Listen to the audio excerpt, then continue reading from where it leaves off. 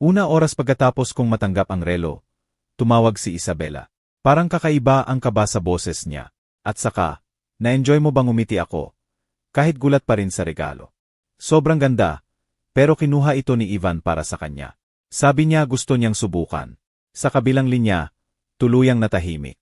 Naririnig ko pa rin ang paghinga niya. Pagkatapos, parang may nabali sa loob niya. Nagsigawan siya, ano ba ang ginawa mo?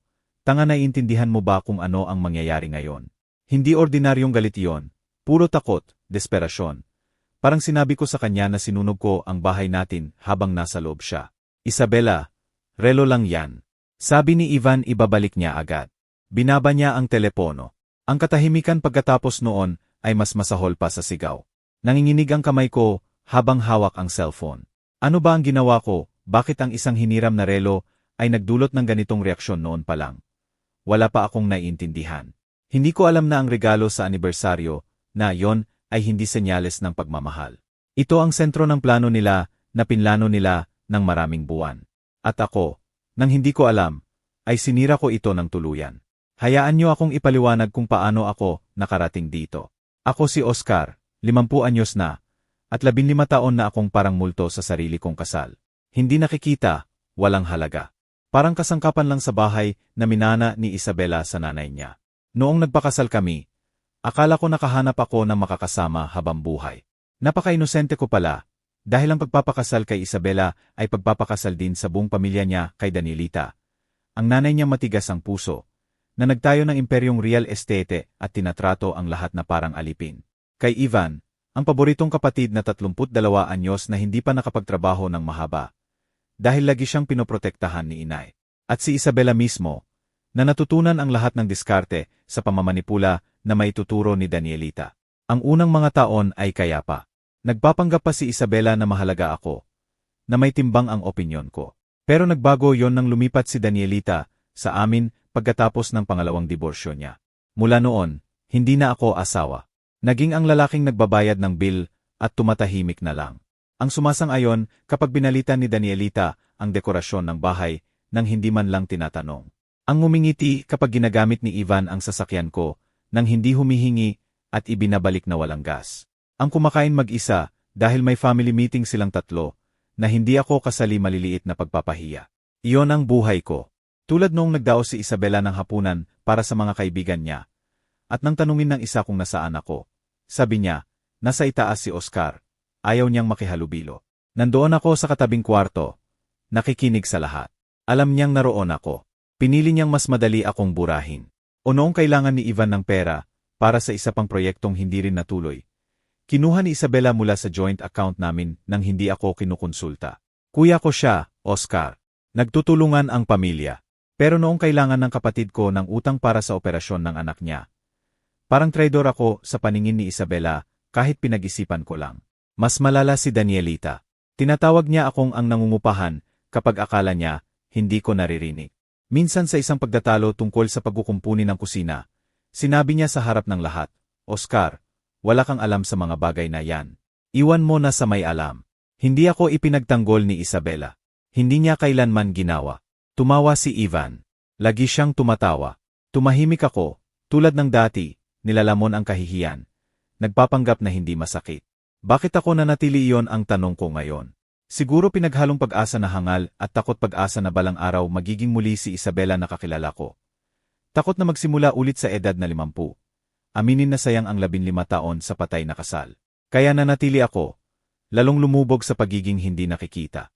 Nasanay na akong balewalain, hamakin, kalimutan. Hanggang sa Martes na yon, ika-negatibo 15 naming anibersaryo. Wala akong inaasahan. Sa nakalipas na 5 taon, hindi na nga naalala ni Isabela ang petsa. Pero kinabukasan pumasok siya sa kwarto na may kahon na balot sa pilak na papel. Maganda, mamahalin. Maligayang anibersaryo, Oscar. Kakaiba ang ngiti niya, masyadong matamis, masyadong perpekto. Parang naka-acting para sa invisible audience. Binuksan ko ang kahon nang nanginginig ang kamay. Nalilito. Sa loob, isang relo. Hindi basta relo, Patek Philippe. Kilala ko ang brand dahil laging pinag-usapan yon ni Ivan. Nagkakahalaga ng madaling 1,700,000 at 67,000, siguro higit pa. Isabela, ito ay hindi ko matatanggap, sobra to. Lumapit siya. Hinawakan ang kamay ko ng may lambing na matagal ko nang hindi naramdaman. Deserve mo to sa pagditiis mo sa akin sa lahat ng taon. May kakaiba sa mata niya. Hindi ko ma-decipher noon. Ngayon alam ko siguro guilt o takot na baka hindi ko tanggapin ang regalo at masira ang plano nila bago pa magsimula. Pero noon, naramdaman ko lang ang hangal na pag-asa. Baka magbago pa ang lahat. Baka mahal pa rin niya ako kahit kaunti.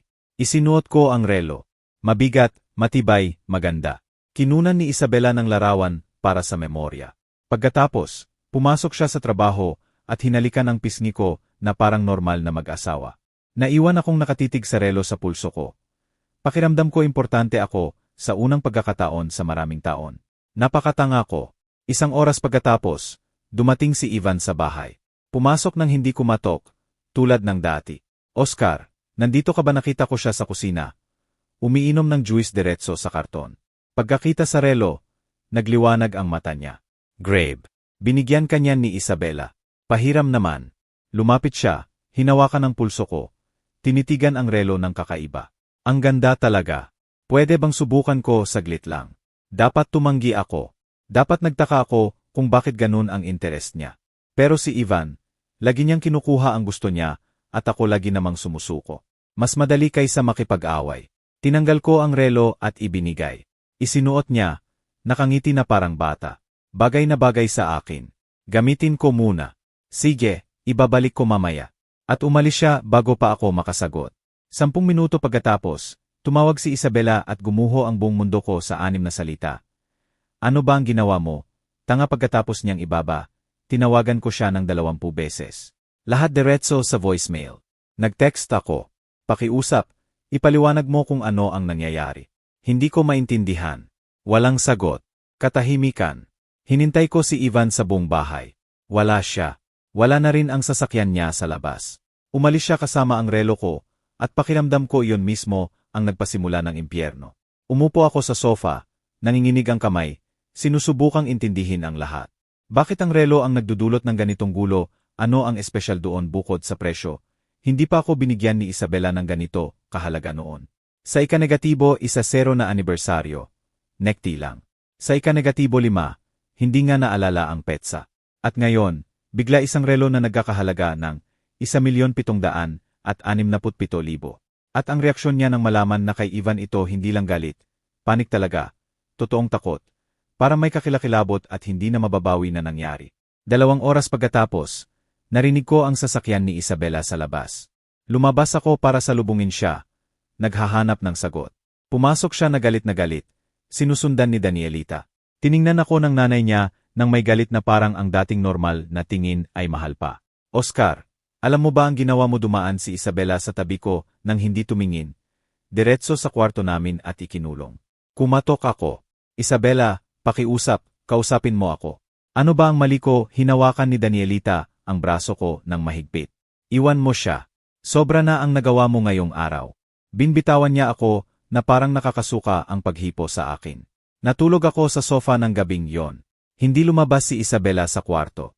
Kinabukasan, pagbaba ko para magtimpla ng kape. Nandoon sina Danielita at Ivan sa hapagkainan. Wala na ang relo sa kamay ni Ivan.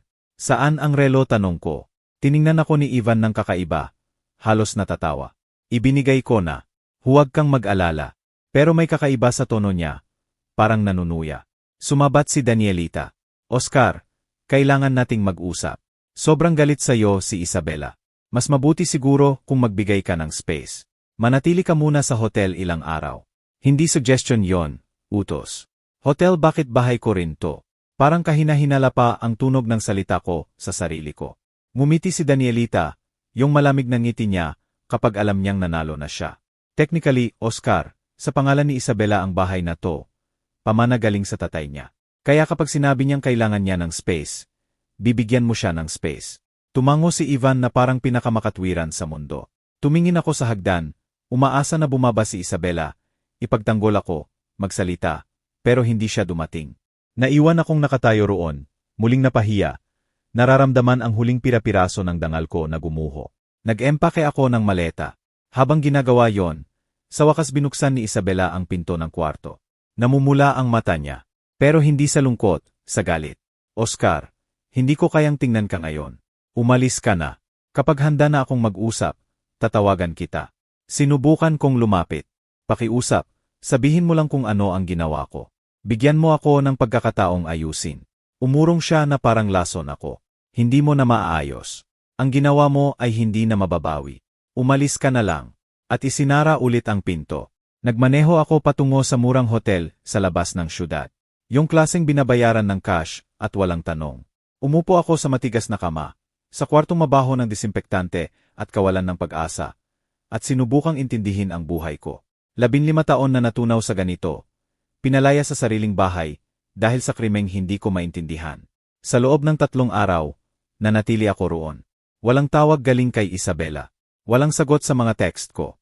Sa ika-4 na araw, may mensahe galing sa kanya. Pwede tayong mag-usap. Pumunta ka bukas -3. Ikaw lang. May pag-asa sa dibdib ko. Baka maayos pa natin to. Baka ipaliwanag niya ang lahat at makahanap kami ng paraan para magpatuloy. Napaka-inosente ko pa rin. Dumating ako sa bahay eksakto -3. Nakaupo si Isabela sa sala. Tuwid ang likod. Magkadikit ang kamay sa kandungan. Katabi niya si Danielita. Siyempre, hindi kailanman magkakaroon ng usapan nang wala ang nanay niya. Umupo ka, Oscar. Umupo ako sa harap nila. Pakiramdam ko parang akusado sa korte. Huminga ng malalim si Isabela. Nag-isip ako ng matagal tungkol sa atin, sa kasal natin, at sa tingin ko oras na para maging tapat. Sumikip ang tiyan ko. Tapat tungkol sa ano tiningnan niya ako diretso sa mata. Hindi na gumagana to, Oscar. Matagal nang hindi gumagana. Alam natin yon ng dalawa. Parang bato ang tumama sa akin ang mga salita. Alam kong patay na ang kasal namin. Pero iba kapag narinig ng malakas. Isabela, pwede pa nating subukan. Therapy, kahit ano. Pinutol ako ni Danielita. Oscar, naman, magkaroon ka naman ng hiya. Mabait na nga ang anak ko sa'yo. Huwag mo siyang pagsisihan. Nagpatuloy si Isabela. Gusto ko ng diborsyo at para maging maayos to, kailangan mong pumirma ng ilang papeles. Makatarungan na hati ng ari-arian. Kinuha niya ang folder mula sa sofa at ibinigay sa akin. Inihanda na ng abogado ko ang lahat. Binuksan ko ang folder nang nanginginig ang kamay. Habang binabasa ko, parang nawawala ang lupa sa ilalim ko. Ayon sa mga papeles na yon, halos wala akong natira. Sa kanya ang bahay, alam ko na yon. Pero pati ang savings sa joint account, ang sasakyan na binayaran ko, ang investments na ginawa natin sa kanya rin. Sa akin, 883,500 at mga personal na gamit ko lang. Iyon lang. 15 taon ng kasal na natunaw sa 883,500. Isabela, hindi patas to. Nakatulong din ako sa savings na yan. Ako rin ang nagbabayad ng bill taon-taon. Huminga siya ng malalim na parang nakikipag-usap sa batang makulit. Oscar, mas maliit ang kita mo kaysa sa akin. Magbilang tayo ng totoo. Karamihan ng pera galing sa trabaho ko at sa investments na tinulungan ni inay. Generous na nga ako na may natira para sa'yo. Tumango si Danielita. Sobrang generous. Pwede ka ngang umalis na walang dala. Isinasaalang-alang ang ginawa mo kamakailan. Naroon na naman. Yung malabong akusasyon tungkol sa ginawa kong mali. Anong ginawa hindi nyo pa sinasabi kung ano. Ipinikit ni Isabela ang mata na parang nakakasakit ng pisikal ang boses ko. Ang relo, Oscar. Ang pagpapahiram mo kay Ivan ng relo ang naging huling patak na nagpuno sa baso. Pinatunayan nito na wala kang respeto sa kahit ano na ginagawa ko para sa'yo. Binigyan kita ng napakamahal na regalo. May malalim na kahulugan. Pero 1 oras lang, ibinigay mo na lang na parang walang halaga. Napanganga ako. Hindi ko ibinigay. Hiniram lang ni Ivan. Sabi niya ibabalik. Aano ko malalaman na magdudulot yon ng ganitong sakuna, tumayo si Danielita. Sayang ang oras, Isabela. Hindi siya magiging handa. Papirmahin mo na lang at tapos na. Tumayo rin si Isabela. May 1 linggo ka para mag-isip, Oscar. Pumirma ka ng kusa at mabilis at walang sakit ang wakas. O kaya sa mahirap na daan. Ikaw ang bahala. At lumabas silang dalawa sa sala. Iniwan akong mag-isa kasama ang mga papeles na sumisira sa buhay ko. Naiwan akong nagbabasa at nagbabasa ulit ng mga pahina. Naghahanap ng labasan. Wala. Lahat ay isinulat ng mukhang legal, makatarungan, lohikal. Pero alam kong ninakawan ako ng lahat. At ang pinakamasama, hindi ko pa rin maintindihan kung bakit talagang dahil lang sa pagpapahiram ng relo kay Ivan. Bumalik ako sa hotel dala ang divorce papers na nanginginig ang kamay. Gabing yon, Hindi ako nakatulog. Binasa ko ulit ang bawat linya, naghahanap ng legal na butas, abusadong clause na pwede kong gamitin para ipagtanggol ang sarili ko, pero profesional ang pagsulat. Makatwiran sa papel. Mas malaki ang kita ni Isabela. Pamana sa pamilya ang bahay. Sa nanay niya pinamahalaan ang investments.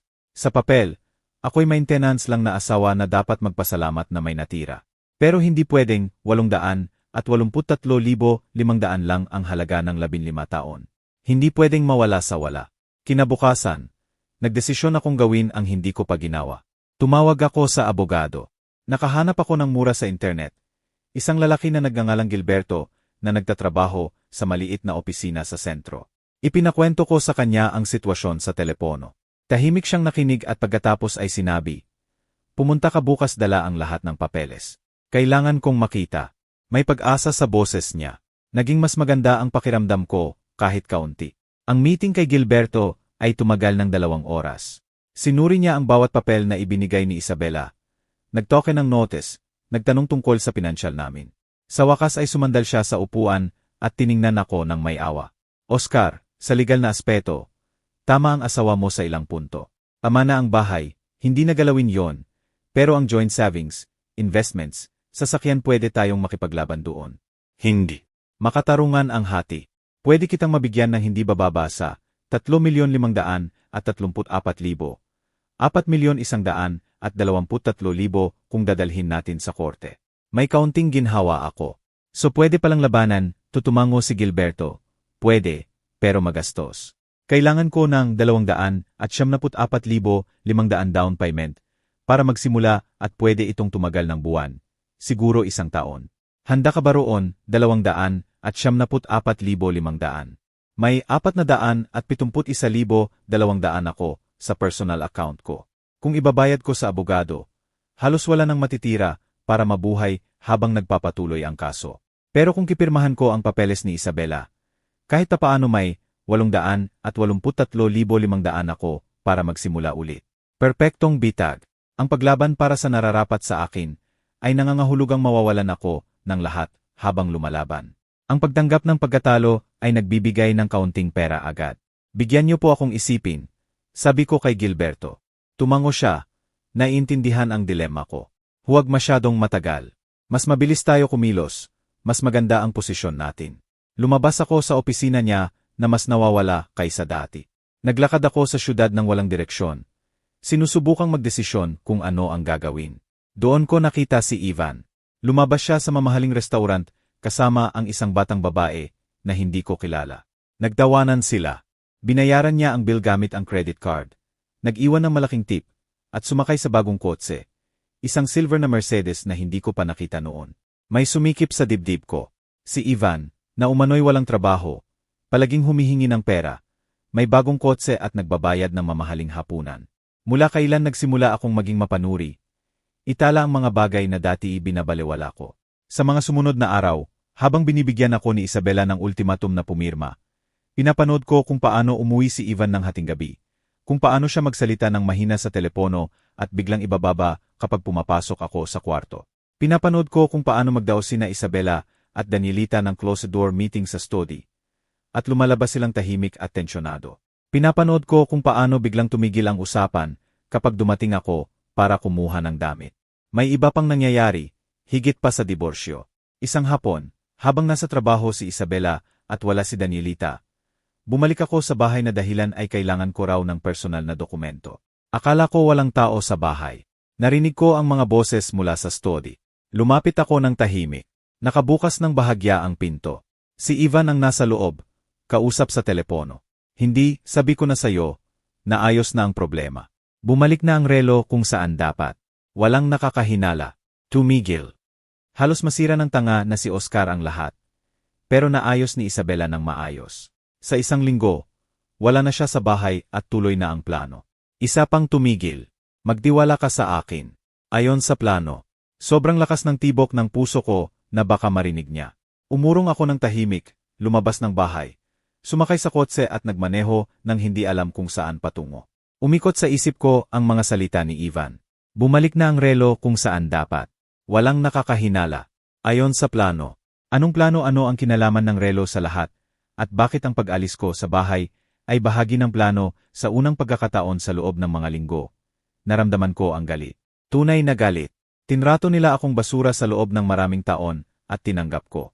Iniyuko ko ang ulo, nilunok ang mga pagpapahiya. Naging mabait na si Oscar na hindi gumagawa ng gulo. Pero iba to.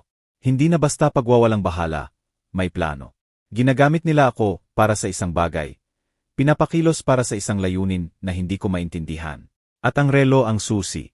Gabing yon, sa kwarto ko sa hotel, nagdesisyon ako. Hindi pa ako pipirma. Una, malalaman ko muna kung ano talaga ang nangyayari. Kung mawawala ang lahat sa akin. Kahit alam ko kung bakit. Kahit maintindihan ko ang katotohanan. Sinimulan ko ang investigasyon sa tanging paraan na alam ko. Tiningnan ko ang online bank statements namin. 3 araw bago ang anibersaryo, nag-withdraw si Isabela ng 2,061,500. Sa description, sinabi Jewelry Martinez. Iyon ang presyo ng relo. Normal hanggang doon, pero may isa pang kakaibang transaksyon. 2 linggo bago ang anibersaryo, nag-transfer si Isabela ng 2,900,000 at 45,000 sa account na hindi ko kilala. Sa pangalan ng kumpanya, Servicios Professionals G. Nag-search ako sa internet, walang website, walang public record, parang multo. Nagpatuloy ako. May mga maliit na transfer pa na 589,000, lahat papunta sa parehong kumpanya. Sa kabuuan, sa nakalipas na 6 na buwan, halos 5,800,000 at 70,000 na ang inilabas ni Isabela mula sa joint account at ipinadala sa misteryosong kumpanyang yon. Paano ko hindi napansin noon dahil hindi ko tinitingnan ang account? Dahil bulag akong nagtitiwala, dahil tanga ako. Tinawagan ko ang bangko. Kailangan ko ng impormasyon tungkol sa kumpanyang lumalabas sa transaksyon namin. Magalang pero matatag ang sagot ng staff. Sir, transaksyon lang po ang maibibigay ko, hindi tungkol sa third party. Kung gusto niyong malaman tungkol sa kumpanya, direktang makipag-ugnayan sa kanila. Binaba ko ng naiinis. Sinubukan ko sa ibang paraan. Tiningnan ko ang email ni Isabela. Binago na ang password. Sinubukan ko ang laptop niya na minsan iniiwan sa bahay. May bagong password din. Sarado ang lahat, protektado, na parang alam nilang magsisimula akong mag-imbestiga. Naalala ko noon, may problema si Ivan. Palaging pabaya. Lagi niyang iniiwan ang gamit, hindi naglilinis ng bakas. Kung may impormasyon, nasa kwarto niya yon. Gabing yon. Naghintay ako hanggang alas -2 ng madaling araw. Alam kong tuwing Biyernes lumalabas si Ivan at umuwi ng lasing na lasing. Pumasok ako sa bahay gamit ang susi ko. Nabuti na lang gumagana pa. Pumunta ako sa kwarto ni Ivan. Magulo tulad ng dati. Damit sa sahig, walang laman na bote, papeles kahit saan. Naghanap ako ng mabilis pero maingat. Sa desk niya, nakita ko ang mga resibo mula sa mamahaling restaurant, bar, bautique mga gastusin na hindi bagay sa taong walang trabaho. Pagkatapos, nakita ko ang isang bagay na interesante. Isang nakaprint na kontrata. Binasa ko ng mabilis ang tibok ng puso. Kontrata ng pagbili ng commercial property sa sentro. Halaga, 11,780,000. Bumili si Ivan Mendez. Petsa ng lagda. 3 buwan na ang nakalipas. Bumili si Ivan ng commercial space gamit ang perang wala raw siya. Kinunan ko ng litrato ang kontrata gamit ang cellphone ko. Nanginginig ang kamay na 3 beses kong tinri para malinaw. 11,780,000. Bumili si Ivan ng commercial space na 11,780,000. Yung parehong Ivan na 2 buwan lang ang nakalipas humingi kay Isabela ng 589,000 dahil wala raw pambayad ng upa. Yung Ivan na nakatira sa bahay namin ng libre, kumakain ng pagkain namin, gumagamit ng kuryente namin, dahil umano sa mahirap na panahon. Nagpatuloy ako sa paghahanap sa desk niya. Nakita ko pang mga papeles, bank statements ng account na hindi ko kilala, regular na deposito na 589,000, 883,500, 1,178,000. Ang iba galing sa Servicios Professionals G. Yung multong kumpanya ulit. Ang iba galing sa personal na account. Isa rito galing kay Isabela. Binibigyan ng asawa ko ng malaking halaga ang kapatid niya, at ginagamit niya yon para bumili ng properties, mabuhay ng marangya, habang pinapaniwala nila akong talunan ako na walang pera. Ang galit na naramdaman ko noon ay iba sa lahat ng naranasan ko dati. Hindi na yung mapait na pagdanggap ng mga pagpapahiya sa nakaraan. Puro galit na kristal. Kinunan ko ng litrato ang lahat bawat papel, Bawat statement, bawat resibo. Inilagay ko ang ebidensya sa cellphone ko at lumabas ng kwarto na para magnanakaw sa sariling bahay. Pero pakiramdam ko rin makapangyarihan. Sa unang pagkakataon sa maraming taon, may alam ako na ayaw nilang malaman ko. Bumalik ako sa hotel at ginugol ang natitirang gabi sa pag-organisa ng impormasyon. Malinaw ang pattern. Sa nakalipas na 6 na buwan, naglilipat si Isabela ng pera sa multong kumpanya. Ang kumpanyang yon ang nagbibigay ng pera kay Ivan. Ginagamit ni Ivan ang pera para sa investments at personal na gastusin. Pero bakit komplikado, bakit hindi diretso na lang ibigay maliban kung may tinatago sila? Maliban kung ilegal ang pera. Ang kulang na piraso ay ang relo, yung sumpang relo na nagpasimula ng impyerno. Binigay sa akin ni Isabela. Hiniram ko kay Ivan. Nagpanik siya. Ibinabalik ito ni Ivan. At ngayon, ayon sa sarili niyang usapan sa telepono, bumalik na ang relo kung saan dapat. Saan sa pulso ko hindi ko pa ito nakuha ulit. Sabi ni Ivan ibinalik na niya. Pero hindi niya ibinigay sa akin. Kaya saan na ngayon ang relo at mas mahalaga? Ano ang ginagawa ng relo na napaka-importante sa plano nila kinabukasan Lunes na? Nagdesisyon akong mag-risk.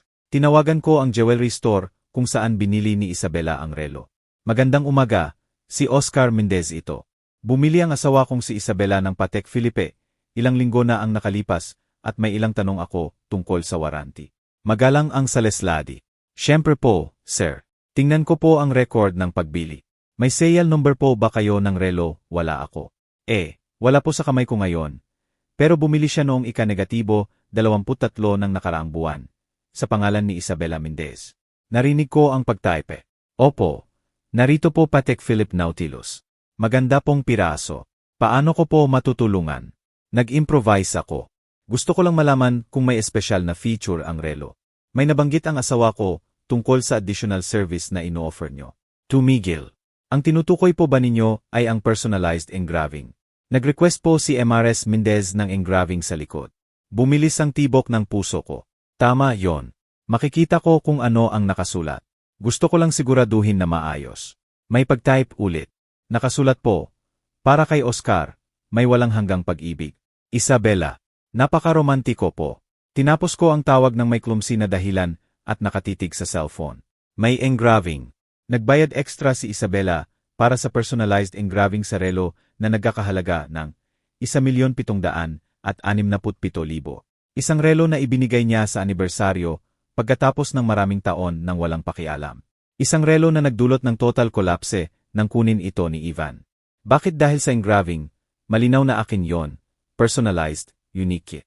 Hindi madaling ibenta o malito sa iba. Sigaw nito, akin to, kay Oscar Mendez. Pero bakit kailangan nilang gawin itong obvious doon?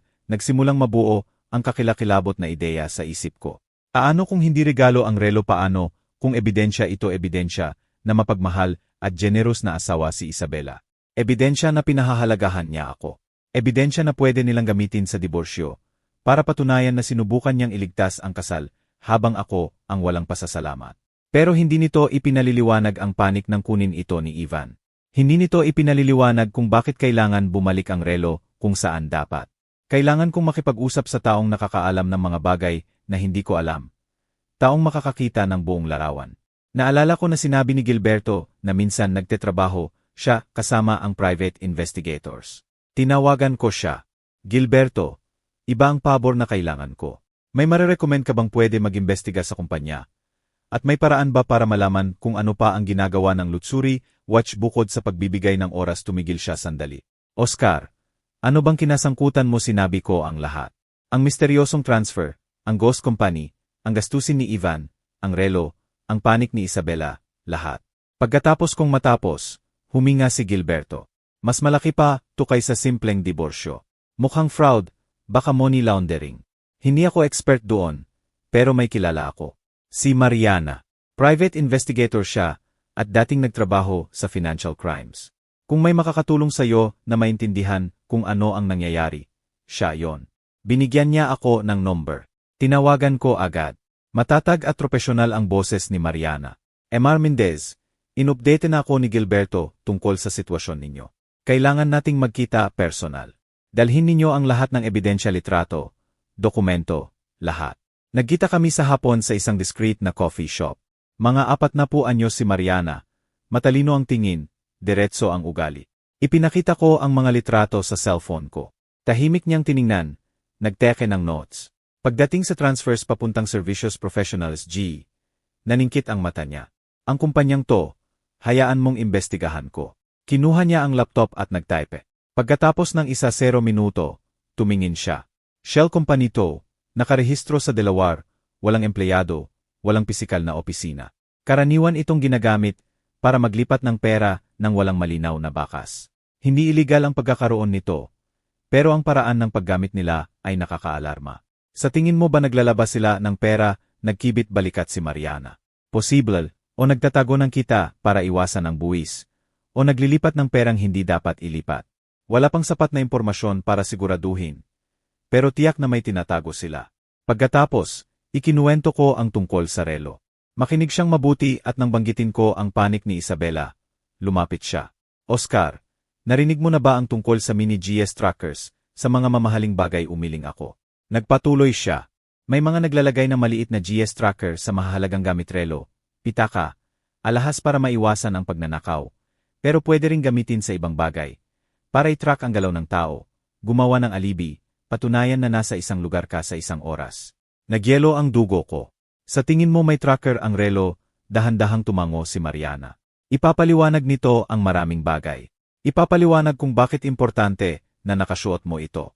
Kung bakit nagpanik sila nang kunin ito ni Ivan. Kung may tracker ang relo at nagre-record ng galaw mo, pero biglang nagsimulang mag-record ng galaw ni Ivan. Guguho ang plano nila. Napatigil ako sa paghinga. Anong plano tiningnan ako ni Mariana nang may awa? Oscar, sa tingin ko pinaghahanda ka nilang maging fall guy. Hindi ko pa alam para saan. Pero ang relo ang magpapatunay kung saan ka nasa ilang oras. At ang teorya ko, kailangan nilang nasa partikular na lugar ka, o mukhang nasa partikular na lugar ka. Umalingaw-ngaw sa isip ko ang mga salita ni Mariana nang maraming oras pagkatapos ng meeting. Fall guy. Pinaghahanda nila akong sisihin sa isang bagay. Pero saan ano ang plano nila na nangangailangan ng pag-track sa akin gamit ang relo na nagkakahalaga ng 1,700,000 at 67,000 malinaw ang instructions ni Mariana. Huwag munang magkonfronta kahit kanino. Huwag ipaalam na may hinala ka. Magpatuloy na parang dating sumusuko na si Oscar. Habang ginagawa yon, imbestigahan ko ang ghost company na yon at hanapin kung may koneksyon sa illegal. At Oscar, mag-ingat ka. Kung talagang pinaplano nilang sisihin ka sa seryosong bagay, delikado sila. Bumalik akong nagpapanggap na talo na ang asawa na isinasaalang-alang ang pagpirma sa divorce papers. 2 araw pagkatapos, tumawag si Isabela. Mas malambot, halos mabait ang boses niya. Oscar, alam kong mahirap to para sa'yo, sa atin. Pero sa tingin ko mas mabuti kung tapusin na natin na mabilis. Walang mahal na abogado, walang away. Pumirma ka na at magpatuloy na tayo sa buhay natin. Ginampanan ko ng perpekto ang papel ko. Tama ka, Isabela.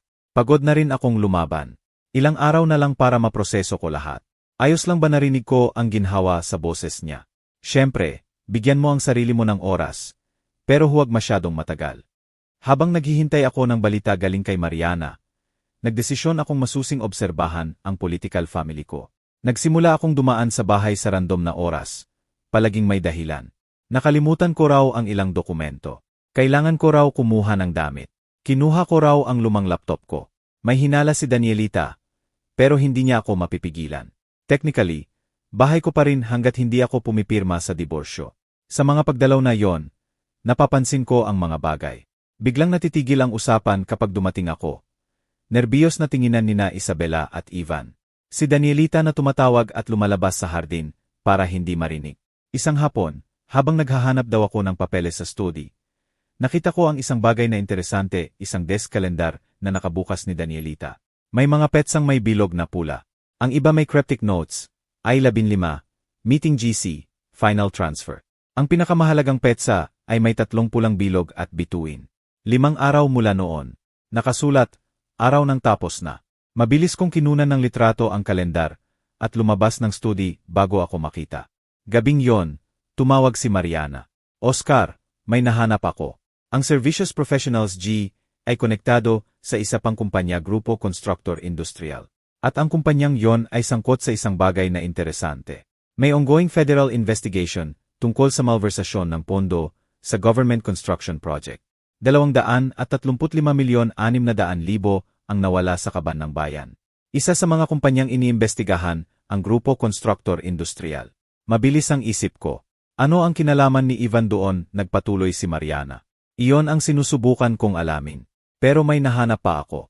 Ang biyenan mo, si Danielita, dating minority partner ng Grupo Constructor Industrial 3 taon na ang nakalipas. Ibinenta niya ang shares niya bago magsimula ang investigasyon. Napaka-convenient. Nagsimulang magkaroon ng sense ang lahat sa baluktot na paraan.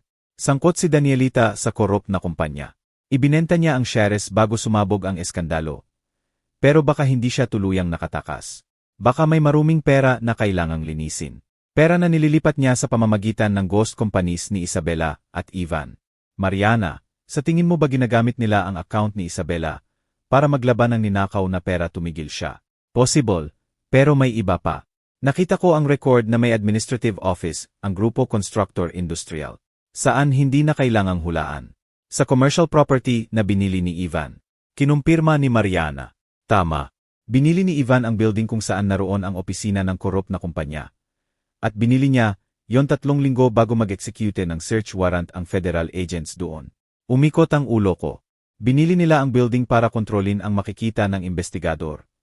Para linisin ang ebidensya. O para sabihin galing pa sa dating may-ari ang anumang makitang incriminating document. Hindi sa kanila. Karaniwang taktika yon, pero Oscar, narito ang parte na magugustuhan mo. Sinuri ko ang public record ng pagbili. Alam mo ba kung sino ang pumirma bilang witness sa deed of sale? Tumigil ang puso ko. Sino? Ang sagot ni Mariana ay nagpalamig sa akin. Ikaw. Lumalabas ang pirma mo sa notarial documents bilang witness ng transaksyon. Impossible. Hindi ako pumirma kahit kailan tungkol sa pagbili ng property ni Ivan. Hindi ako nakapunta sa notaryo kasama niya.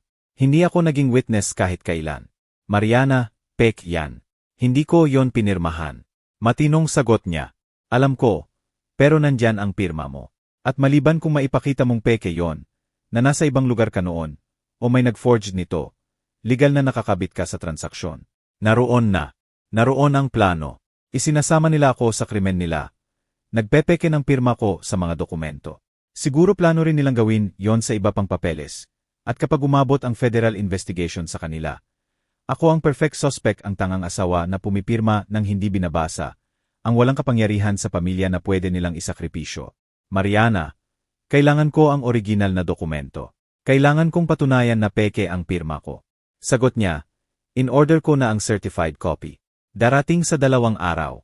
Pero Oscar, seryoso to. Pinag-usapan natin federal fraud. Kung malalaman to at makukumbinsi nila ang autoridad na kasali ka, pwede kang makulong. Maraming taon sa kulungan. Parang kutsilyo ang takot na tumusok sa akin. Kulungan. Para sa krimeng hindi ko ginawa. Para sa pirma na hindi ko ginawa. Para sa plano na hindi ko alam. At biglang nagkaroon ng bagong kahulugan ang relo. Ang relo, sabi ko ng malakas, ang relo na may GS tracker. Kailangan nilang gumawa ng alibi o alisin ang isa. Kung makakatrack nila ang galaw ko, mapapatunayan nila na nasa ilang lugar ako, sa ilang oras, mga lugar na konektado sa illegal transactions nila. Tinapos ni Mariana ang iniisip ko. O kaya may edit nila ang data ng tracker para mukhang nasa lugar ka na hindi mo nabilhan. Pwede palang manipulahin ang GS tracking kung alam mo kung paano. Pwede nilang buuin ang buong kwento ng galaw mo. Isang peking kwento na mag-incriminate sa'yo. Kaya nagpanik sila nang kunin ni Ivan ang relo. Kung si Ivan ang may suot na relo sa crucial moments ng illegal operations nila, ang tracker ang magre-record ng galaw niya, hindi ko. Ang ebidensya ay mag-incriminate sa kanila, hindi magpoprotekta. Guguho ang maingat nilang plano dahil lang sa simpleng pagpapahiram. Ano ang gagawin ko ngayon? Tanong ko. Nararamdaman ang bigat ng lahat na dumudurog sa akin. Nag-isip si Mariana sandali. Una, kailangan nating makuha ulit ang relo. Kailangan natin ng physical proof ng tracker. Pangalawa, kailangan natin ng kopya ng lahat ng dokumentong pinirmahan nila ng peke. Pangatlo, kailangan nating maintindihan kung ano ang gagawin nila sa petsang nakamarkahan sa kalendar. Araw ng mangyayari sa loob ng 5 araw. Isang mahalagang bagay. At may pakiramdam ako na yon ang araw na ikaw ang ibabagsak nila bilang perfect villain ng kwento nila. Ginugol ko ang susunod na 2 araw sa paghihirap, habang nagpapanggap na normal ang lahat, habang gumuho ang mundo ko. Inimbita ako ni Isabela sa hapunan para mag-usap ng maayos. sabi niya. Tinanggap ko. Kailangan kong mapanatili ang itsura. Sa bahay ang hapunan. Kaming dalawa lang. Maginhawa, may family matters sina Danielita at Ivan. Nagluto si Isabela ng pasta, paborito ko. Isang bagay na hindi niya ginawa mula noong unang taon ng kasal namin. Kumain kami sa awkward na katahimikan. Sinusubukan niyang maging charming, ngumiti, magkaroon ng light conversation. Sumabay ako, pero sa loob ko ay binibilang ang bawat salita. Oscar, sabi niya sa wakas, hinawakan ang kamay ko sa mesa. Alam kong masama ang pagtrato ko sa iyo nitong mga nakaraang taon. Alam ko at humihingi ako ng tawad. Pero kailangan mong maintindihan na ang diborsyo ang pinakamabuti para sa atin. Deserve mong maging masaya. Deserve mo ang isang taong tunay na nagpapahalaga sa iyo. Maganda ang tunog ng salita niya. Halos totoo. Pero hindi na ako ang dating inosenteng Oscar na naniniwala sa lahat ng sinasabi niya. Saan ang relo? Isabela, lumabas ang tanong bago ko mapigilan. Napakurap siya, nalilito. Ano? Sinubukan kong maging casual. Yung relo na ibinigay mo sa akin. Sabi ni Ivan, ibinalik na niya. Pero hindi niya ibinigay sa akin. Gusto ko sanang itago ko. After all, anibersaryo regalo yon. Nagtensyon si Isabela. Nakita ko ang paghigpit ng panga niya. Ang pagkakalumbay ng daliri niya sa tinidor. Nakaimbak ng ligtas ang relo. Matigas at defensive ang tono niya. Bakit nakaimbak akin yon?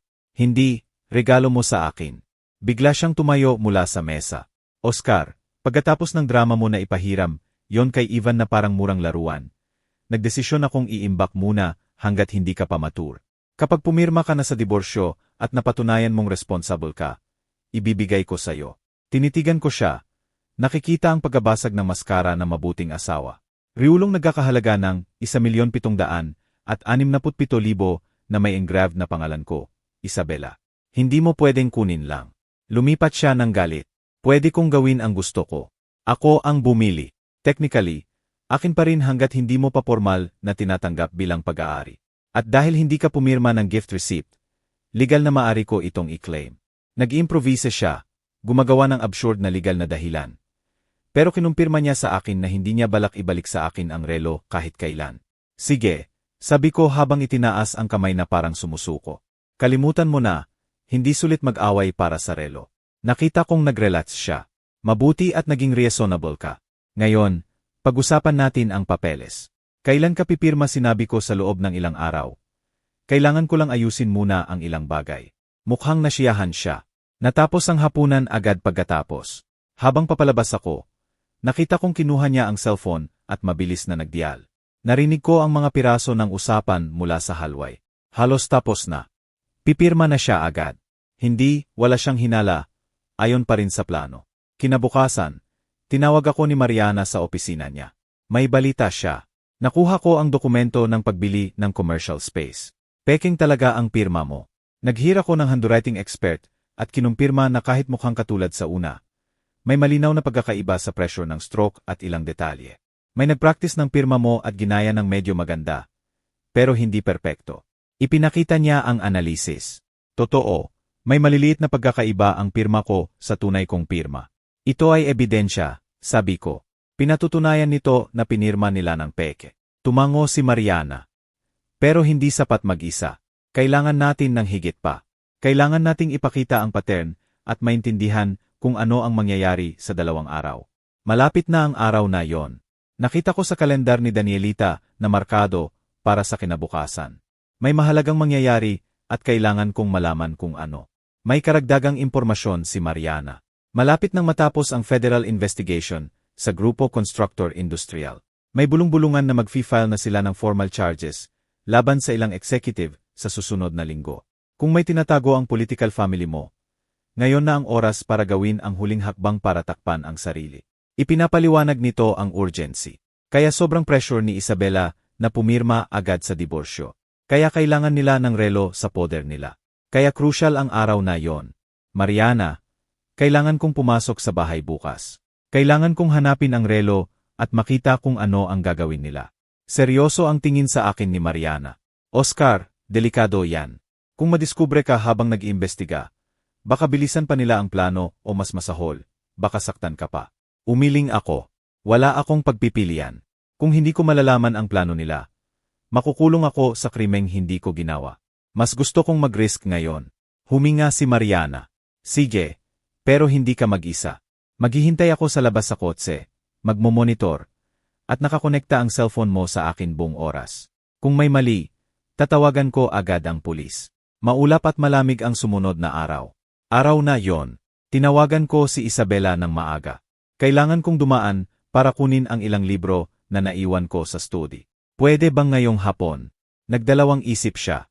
Hindi magandang araw ngayon, Oscar. May family matters kami. Perfecto.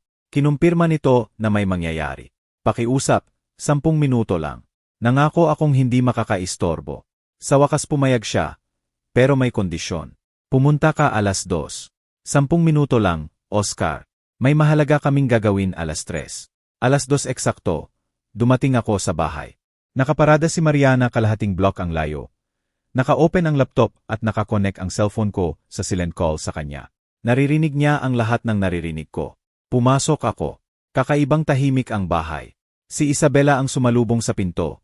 Mukhang kinakabahan. Bilisan mo, Oscar. Kunin mo ang mga libro mo at alis na. Pumunta ako sa study, pero ang mata ko ay nasa lahat, naghahanap ng bakas. Sa hapagkainan, nakita ko ang mga leather briefcase, mga dokumentong nakastack.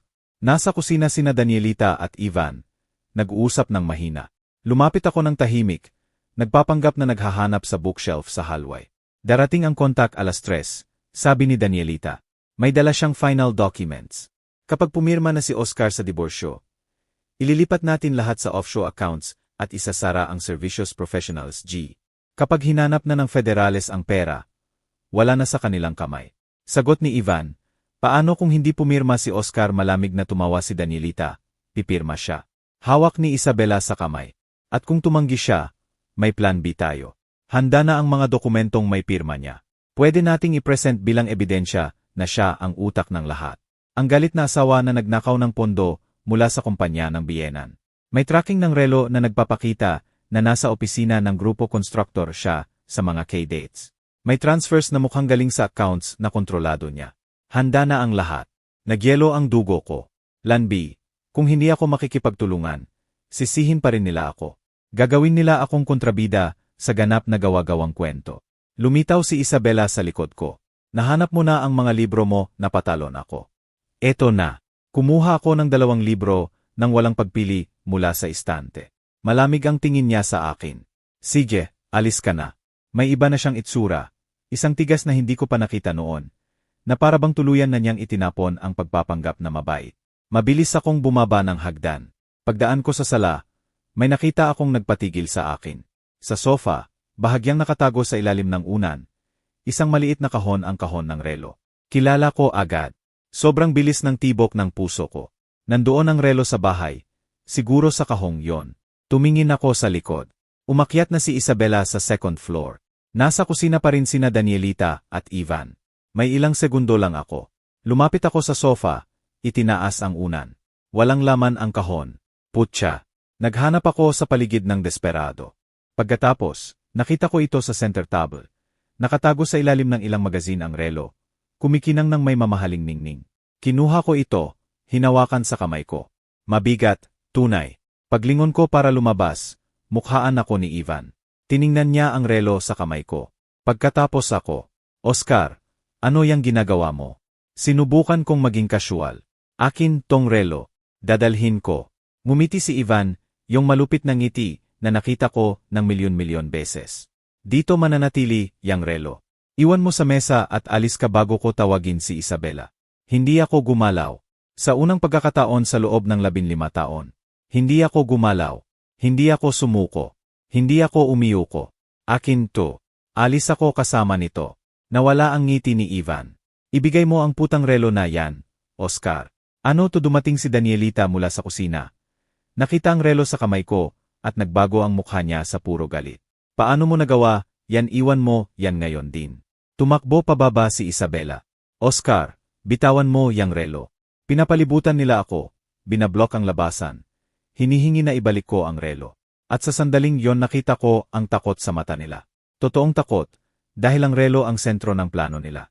Kung wala ito, kung wala ang manipulated tracking, kung wala ang peking ebidensya ng di umano'y galaw ko, babagsak ang kwento nila. Hindi, sabi ko ng matatag. Akin tong relo at dadalhin ko. Lumapit si Ivan, nakakatakot. Kukunin ko sa'yo kahit kailanganin ng lakas. Umurong ako habang isinusuot ang relo sa bulsa. Subukan mo. Nasa labas si Mariana. Kung hawakan mo ako, tatawagan niya ang pulis. Namutla si Isabela. Mariana, sino si Mariana? Ngumiti ako mapait, matagumpay ng ngiti. Ang private investigator ko. Yung nag-discover ng buong maduming plano nyo. Ang ghost companies, ang nilabhan na pera, ang peking pirma, ang GS tracker sa relong to, lahat. Katahimikan na sumunod. Nakikita ko ang pag-iisip nila, pagkalkula, sinusubukang intindihin kung gaano karami ang alam ko. Si Danielita ang unang nakabawi. Wala kang ebidensya kahit ano. Gumagawa ka lang ng kwentong walang kwenta, dahil hindi mo matanggap na nabigo ang kasal nyo. Kinuha ko ang cellphone ko. May litrato ako ng lahat ng dokumento. May analysis ng peking pirma. May record ng transfers sa Servicios Professionals G. At ngayon, may hawak ako ng relo, yung relo na kailangan nyong ipaliwanag sa federal investigators, dahil may nakatagong GS tracker.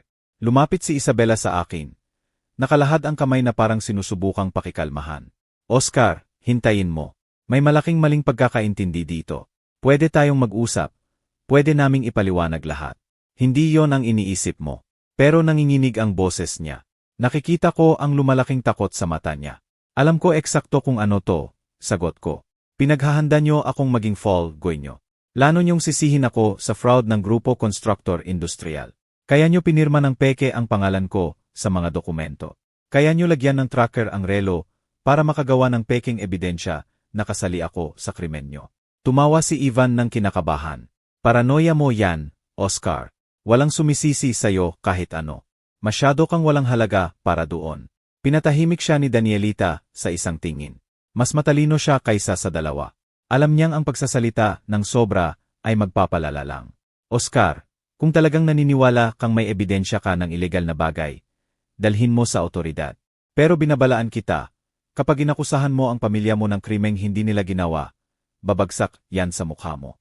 May mga abogado kami, magagaling na abogado. Mga abogado na sisirain ka sa korte. Hinigpitan ko ang hawak sa relo sa bulsa ko. May mga abogado kayo. May katotohanan ako.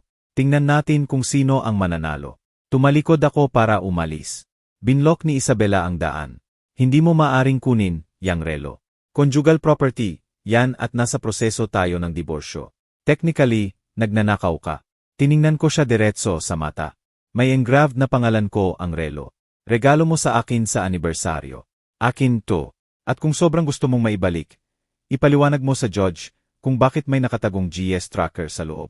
Marahan kong itinulak sa gilid at naglakad patungo sa pinto.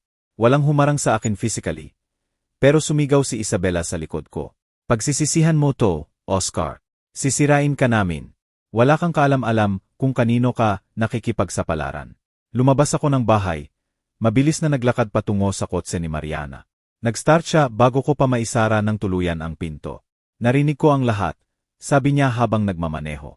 Oscar, nagdeklara ka na ng digmaan sa kanila. Kailangan nating kumilos ng mabilis bago sila makapag-reorganize. Tumango ako. Nanginginig pa rin sa adrenaline. Ano ang susunod? May plano na si Mariana. Una, dadalhin natin ang relo sa technician na kilala ko. Kailangan nating buksan yan. Hanapin ang tracker. I-document lahat. Pangalawa, i-compile natin ang lahat ng ebidensya sa maayos na package. Pangatlo, ipapresenta natin sa federal authorities na nag-iimbestiga sa Grupo Constructor Industrial. Si Julian ang technician. Sa maliit na workshop sa sentro siya nagtatrabaho. Espesyalista sa precision electronics. Ipinaliwanag ni Mariana ang sitwasyon. Kinuha niya ang relo ng may paggalang. Magandang Patek Philip. Tingnan natin kung anong sekreto ang nakatago. Sa loob ng susunod na oras, maingat na binaklas ni Julian ang relo. Bawat piyesa ay inilalagay sa puting tela, kinukunan ng litrato, inikatalog. Sa wakas, pagkatapos tanggalin ang face at suriin ang internal mechanism, nakita niya. Narito na. Hinawakan niya ang maliit na chip gamit ang Special Tweezers latest generation GS tracker. Napakamahal, napaka-precise. At tingnan mo to. I-connect niya ang chip sa computer gamit ang special adapter. Sa screen, lumabas ang maraming data GS coordinates, dates, times. Ang tracker na to ay nagre-record ng location sa loob ng 3 linggo. Paliwanag ni Julian. Mula nang i-activate ang relo, hanggang nag-type siya ng ilang command. Interesante. Na-modify ang data. Tingnan mo, may mga entry na na-edit pagkatapos ma-record. May nagbago ng original na impormasyon. Lumapit si Mariana sa screen. Kaya bang ma-recover ang original data? Tumango si Julian. Possible. Bigyan mo ako ng ilang minuto. Habang nagtatrabaho si Julian, tumawag si Mariana. Mahina ang usapan, pero narinig ko ang mga piraso. Nakumpirma na ang device. Kailan natin pwede makita? Binaba niya at seryosong tumingin sa akin. May kontak ako sa opisina ng Federal Prosecutor. Handa siyang makinig bukas ng maaga. Pero kailangan natin ng solidong ebidensya. Ang tracker na to ay susi, pero kailangan natin ng higit pa. Pinutol ni Julian. Tapos na. Na-recover ko ang original data. At tama ka, Mariana, malawak ang pagbabago. Ipinakita niya ang dalawang set ng data side by side. Ang original data ay nagpapakita ng totoong location ng relo. Bahay ko, opisina ko, supermarket, normal na lugar. Ang modified data ay nagpapakita ng iba. Ayon sa binagong bersyon, 5 beses akong nasa opisina ng Grupo Constructor Industrial sa loob ng 3 linggo. Nagbunta ako sa offshore bank account sa Cayman Islands. Dumalo ako sa meeting kasama ang corrupt contractors. Lahat peke, lahat gawa-gawa. Kung ipapakita nila ang modified data sa otoridad, sabi ni Julian, makakagawa sila ng perpektong kwento na ikaw ang utak ng fraud. Naramdaman ko ang pagsusuka. Pinlano nila ang bawat detalye, bawat peking location, bawat strategic date. Lubos nila akong sisirain. Nagprint si Mariana ng lahat ng report. Sa ganito at sa mga dokumento ng peking pirma, solidong kaso na tayo. Pero Oscar, kailangan mong maintindihan to. Kapag ipinakita na natin to sa federales, walang balik. Kakaharapin ng political family mo ang seryosong criminal charges. Kulungan, maraming taon sa kulungan. Handa ka ba roon? Naisip ko si Isabela noong unang taon, noong mahal ko pa siya, noong family dinners na naniniwala pa akong magiging masaya kami. Naisip ko ang lahat ng pagpapahiya, lahat ng pagwawalang bahala, lahat ng taon na itinuring nila akong basura. Naisip ko kung paano nila malamig na pinlano na sirain ang buhay ko para iligtas ang kanila. Handa ko, sabi ko. Sila ang pumili ng landas na to. Depensa ko lang to. Gabing yon, nagtrabaho kami ni Mariana hanggang hating gabi para iorganisa ang lahat ng ebidensya. Gumawa kami ng detalyadong timeline. Idokumento ang bawat suspicious transfer. Isinama ang graphological analysis ng peking pirma. Idinagdag ang technical report ng GS Tracker kasama ang original at modified data. Ang final package ay nakakabagsak walang lusot. Kinabukasan alas negatibo 8 ng umaga.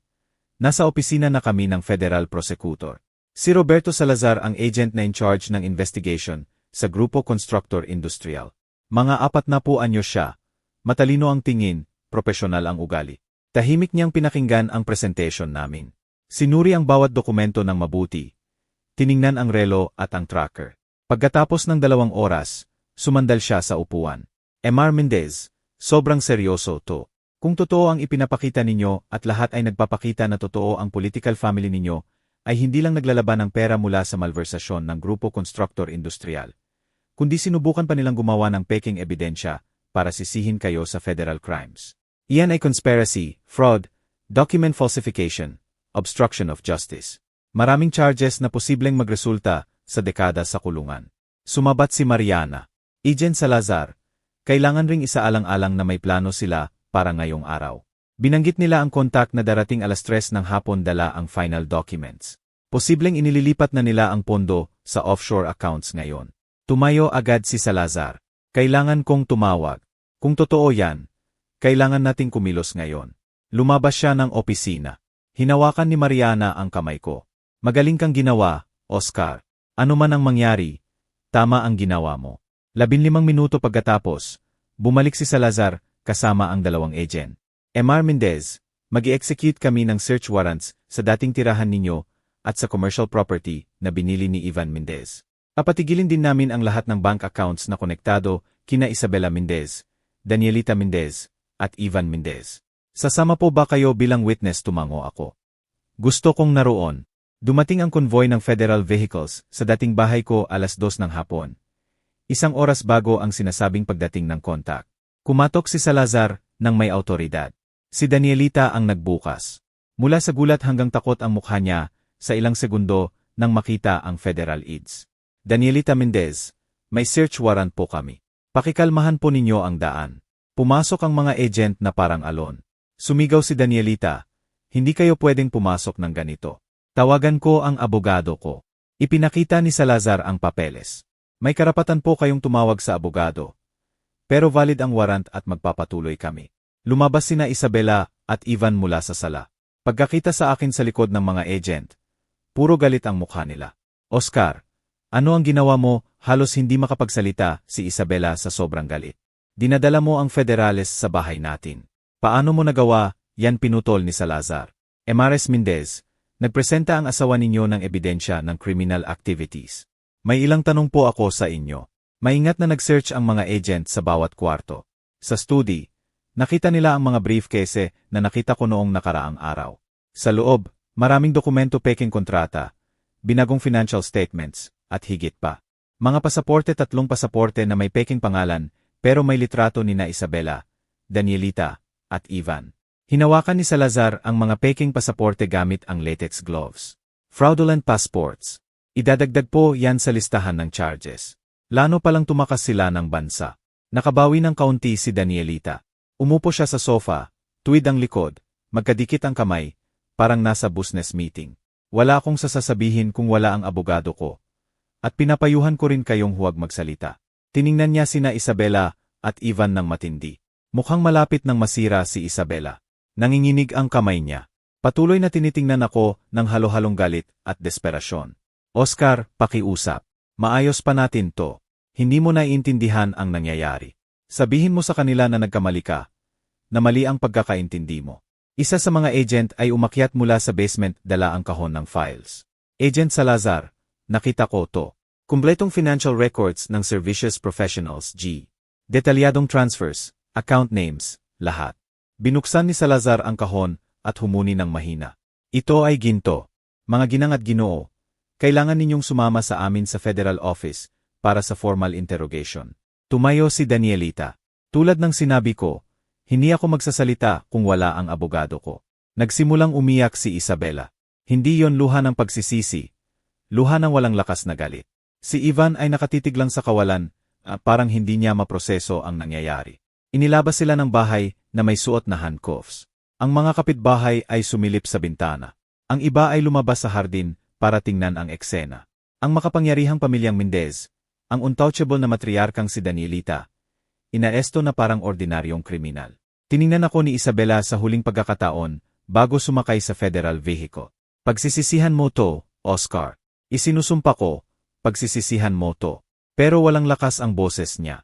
Alam niyang natalo na siya. Nagumuho ang perpektong plano nila dahil sa lalaking lagi nilang itinuring na masyadong tanga para maging banta. Lumapit sa akin si Salazar pagkatapos madala ang mga detenido. Emar Mendez, kailangan ninyong sumama sa amin para magbigay ng complete formal statement. Lahat ng sinabi ninyo kaninang umaga ay kailangang ma-record ng opisyal. Kailangan din namin ang relo bilang ebidensya. Ibinigay ko ang relo, yung bagay na nagdulot ng ganoong kaguluhan. Sinamahan ako ni Mariana sa federal office. Sa loob ng susunod na 6 na oras, ikinuwento ko ang kwento ko ng paulit-ulit. Bawat detalye, bawat pagpapahiya, bawat piraso ng puzzle. Nagsigna ko ng statements. Binigyan ko sila ng pahintulot na suriin ang accounts ko para makumpirma na wala akong kinalaman sa illegal na transaksyon. Binigyan ko sila ng access sa communications ko, sa galaw ko, sa lahat ng kailangan nila para patunayan ang kawalang kasalanan ko. Sa wakas, malapit 1:00 ng gabi, sinabi sa akin ni Salazar, "Pwede na po kayong umuwi, Emar Mendez sa hotel siguro. Walang charges laban sa inyo. Malinaw na biktima kayo ng maingat na binuong conspiracy.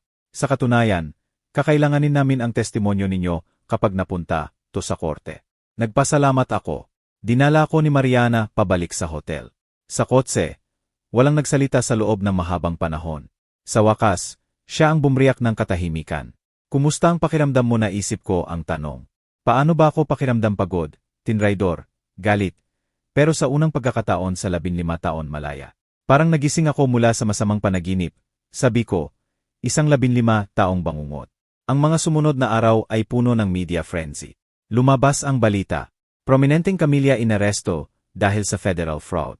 Hinukay ng mga journalist ang lahat ng juicy angle. Ang korrupt na matriarka, ang manipulative na asawa, ang invisible na asawa na nagbunyag ng buong eskema. Hindi tumitigil ang cellphone ko. Mga journalist na humihingi ng interview, mga kakilala na matagal ko nang hindi nakakausap biglang nag-aalala sa akin. Kahit ang kapatid ko tumawag. Oscar, nakita ko sa balita. Ayos ka lang ba, bakit hindi mo sinabi sa akin? Hindi ko alam kung paano sumagot. Paano ko ipapaliwanag na lubog ako sa sariling kawalan ng pag-asa na hindi ko makita ang labasan? Isang linggo pagkatapos ng aresto, tumawag si Mariana. May balita ako. Nag-alok ang Federales ng dial kay Ivan. Kung magte-testify siya laban kina Danielita at Isabela, babawasan ang charges niya. Tinanggap niya. Hindi ako nagulat. Si Ivan ang pinakamahina sa tatlo. Ang spoiled na bata na hindi pa naharap sa konsekwensya. Siyempre ibebenta niya ang nanay at ate niya para iligtas ang sarili. Ano ang sinabi niya? Nagpatuloy si Mariana. Inamin niya lahat. Ang buong plano.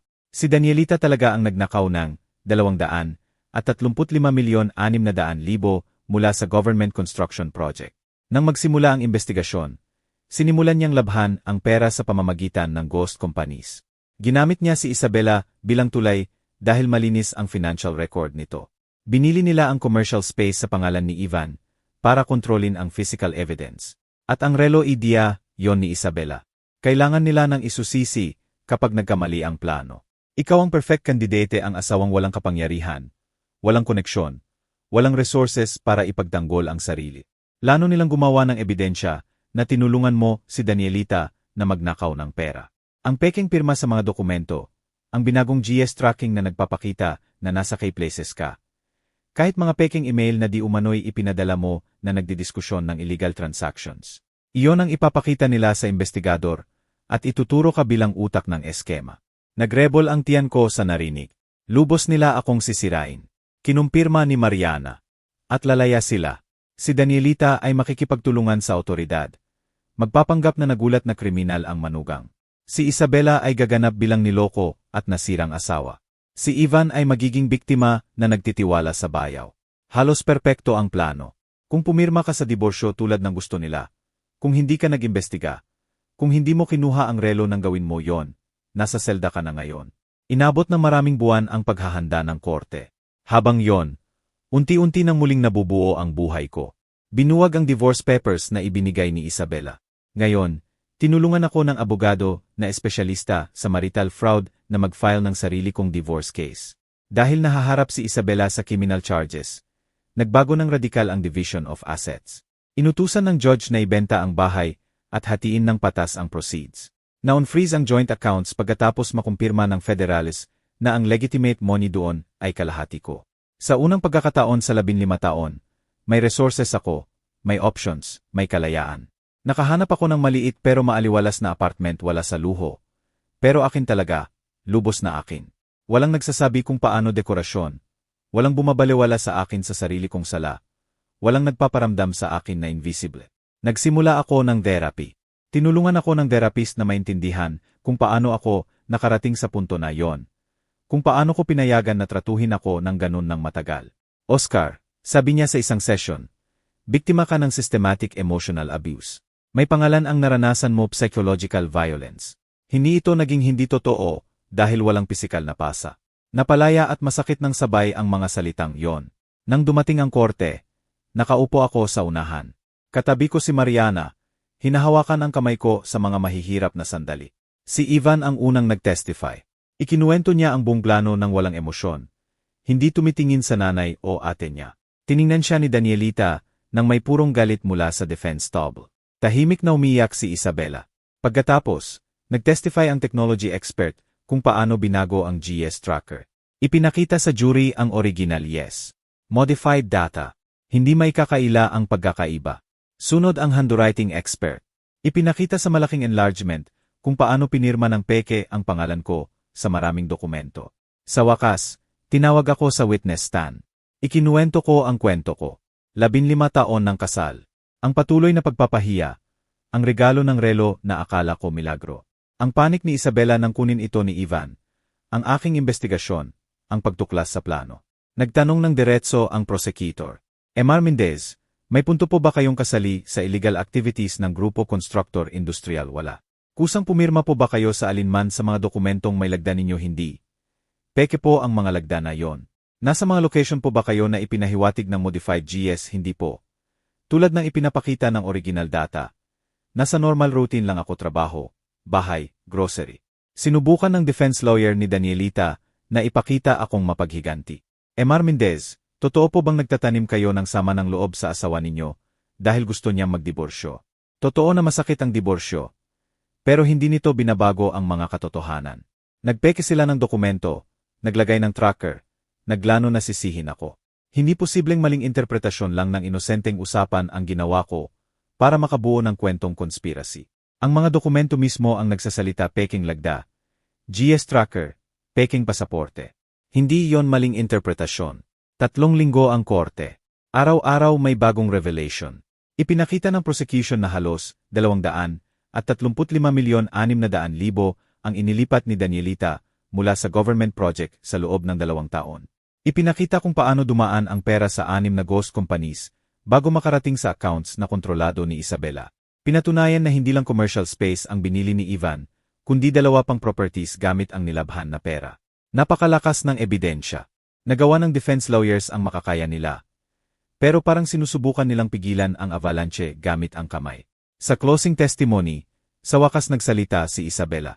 Umakyat siya sa stand na nakasuit na kulay abo. Nakatali ang buhok, walang makeop. Sinusubukan niyang magmukhang vulnerable. Nagsisisi. Mahal ko si Oscar, sabi niya nang nanginginig ang boses. Alam kong hindi ko na ipakita ng maayos sa mga huling taon. Alam kong masama ang pagtrato ko. Pero hindi ko kailanman gustong masaktan siya sa lahat ng ito. Pinilit ako ng nanay ko. Sabi niya iyon lang ang paraan para mailigtas ang pamilya. Ako lang, gusto ko lang maprotektahan ang pamilya ko. Tumingin siya diretso sa jury nang tumutulo ang luha. Nagkamali ako ng malaki. Alam ko yon. Pero isinusumpa ko na hindi ko gustong makulong si Oscar. Nang makita ko kung paano umuunlad ang plano, sinubukan kong itigil yon kaya ko binigay ang relo. Alam kong kapag nasa kanya yon, hindi na ito magagamit ng nanay ko para sisihin siya. Maganda at halos kapanipaniwala ang kasinungalingan. Pero winasak ito ng prosecutor sa cross-examination. Emares Mendez, kung talagang pinoprotektahan ninyo ang asawa ninyo, bakit ninyo pinirma ng peke ang pangalan niya sa legal documents? Nagdalawang isip si Isabela. Hindi ako yung pumirma. Sinabi ng handwriting experts na galing sa right-handed person ang falsification. Right-handed kayo. Left-handed ang nanay ninyo at kapatid ninyo. Sino pa ang pwedeng mag-forge ng lagda, katahimikan? Emares Mendez, bakit naglagay kayo ng GS tracker sa relo kung ang intensyon ninyo ay protektahan ang asawa ninyo lalong katahimikan? Bakit may peking pasaporte kayo kung hindi ninyo plano na tumakas kapag naesto na ang asawa ninyo sa krimeng hindi niya ginawa? Bigla siyang bumagsak sa stand. Hindi ko na alam ang gagawin. Ang nanay ko ang may kontrol sa lahat. Sabi niya kung hindi ako sumunod, lahat kami malulubog. Natakot ako. Natakot akong mawala ang lahat. Walang awa ang prosecutor. Handa kang isakripisyo ang isang inosenteng lalaki. Isang lalaking kasama mo sa 15 taong kasal. Para lang mailigtas ang sarili mo. Walang sagot si Isabela, umiyak lang. Pero hindi na yon luha na nakakaawa, luha na nahantad na guilt ng isang manipulator na hindi na gumagana ang mga taktika. Si Danielita. Walang kahit kaunting pagsisisi. Kahit sa stand, nanatili ang composure ng matriarka. Nag-usa siya tungkol sa negosyo, oportunidad, mahirap na desisyon. Hindi siya umamin ng guilt diretso. Lagi may justification. Lagi may iba ang may sala. Niloko ako ng contractors. Mga corrupt na government officials. Sinusubukan ko lang iligtas ang kumpanya ko. Pero hindi nagsisinungaling ang mga numero. Hindi nagsisinungaling ang bank transfers. Hindi nagsisinungaling ang mga dokumentong may lagda niya na nag-authorize ng paglipat ng pondo. Lalong tumigas ang mukha ng jury habang nakikinig. Lalong naniniwala sa guilt niya. Pagkatapos ng 3 linggo ng testimonies, napunta ang kaso sa jury. 2 araw silang nag-deliberate. 2 araw na halos hindi ako nakatulog. Halos hindi kumain. Tinatawagan ako ni Mariana kada ilang oras para siguraduhing ayos lang ako. Ano man ang hatol, Oscar, nanalo ka na. Nakawala ka, naibalik mo ang buhay mo. Pero kailangan ko ang hatol na yon. Kailangan kong malaman ng mundo ang katotohanan. Kailangan ko ng hustisya. Sa 3 araw, bumalik ang jury. Puno ang courtroom. Mga journalist na curious. Ilang kakilala ng pamilya Mendez. Umupo ako sa dati kong pwesto kasama si Mariana sa tabi. Dinala sina Danielita, Isabela, at Ivan mula sa kulungan. Civilian clothes ang suot nila, pero mukhang nanghina na sila. Wala na ang dating makapangyarihan at untouchable na pamilya. 3 takot na tao na naghihintay ng kapalaran. Binasa ng judge ang charges isa-isa. Malversasyon ng pondo, fraud, money laundering, falsification of documents, conspiracy, obstruction of justice. Sa bawat charge, sagot ng jury, guilty. Ipinikit ni Danielita ang mata. Umiyak ng malakas si Isabela. Si Ivan, na nagtestify laban sa kanila para makakuha ng leniency, nakatungo lang. Nagset ang judge ng sentencing sa loob ng 2 linggo. Sa panahong yon, nanatili silang 3 sa kustodi. Walang pinayagang bail, lalo na pagkatapos ng peking pasaporte. Nang dumating ang araw ng sentencing, puno ulit ang sala. Matindi pero patas ang judge. Si Danielita, bilang utak ng operasyon, nakakuha ng 18 taon sa federal prison. Si Isabela, dahil sa aktibong partisipasyon at sa pagsisikap na sisihin ang asawa, 12 taon. Si Ivan, dahil sa kooperasyon, 5 taon na may posibilidad ng parol pagkatapos ng 3. 18, 12, at 5 taon. Mga numero na kumakatawan sa hustisya. Mga numero na nangangahulugang natapos na ang bangungot ko. Ngayon, nagsisimula ang buhay ko muli, walang multo, walang plano, walang relo na may tracker. Ako lang, Oscar, sa wakas ay malaya.